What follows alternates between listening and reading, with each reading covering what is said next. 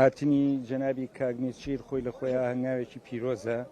و ئێمە هەمومان ینی چاومان لەوەیە کە ئەم هاتنە بێتە مای خێر و خۆشی چارەسەرکردنی ئەو هەموو گرفتەی کە لە کوردستان و لە بینی لایەنەکانە هەیە بە تایبەتی یەکێتی نیشتیمانی کوردستان پارتی دیموکراتی کوردستان پێشتریش من هەر لە چەند ڕۆژی پێشوە لە 24 قسەم کرد وتم ئێمە ئەوە بە هەنگاوێکی باش ێزانین و ئەمە بێتەوەی کە نەگەری یەکێتی و پارتی لایەنەکان تیش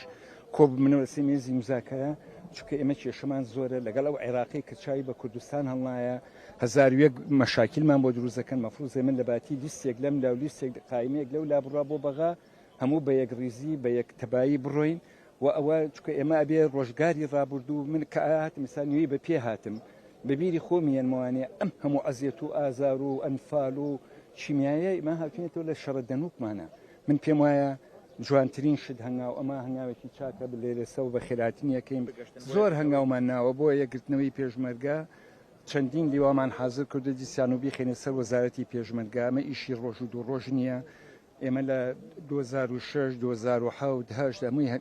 فەلەک و فەرماندەی کۆ بووینەوە توانیمان چواردە لیوامان کردەوە تا کە وەزارەتی ناوە ئەمانی تریشمانیمە تا ئێستا چەندین لیوای ترمان خسۆتە سەر وەزارەت و ئێستا لە بەرنامەمانایە تەدریبیان پێکەین حازریانەکەین چکە بێ کوردستان یەک لەشکری ئیسعدادی هەردوو لا نیشاندراوە بۆی دابنیشن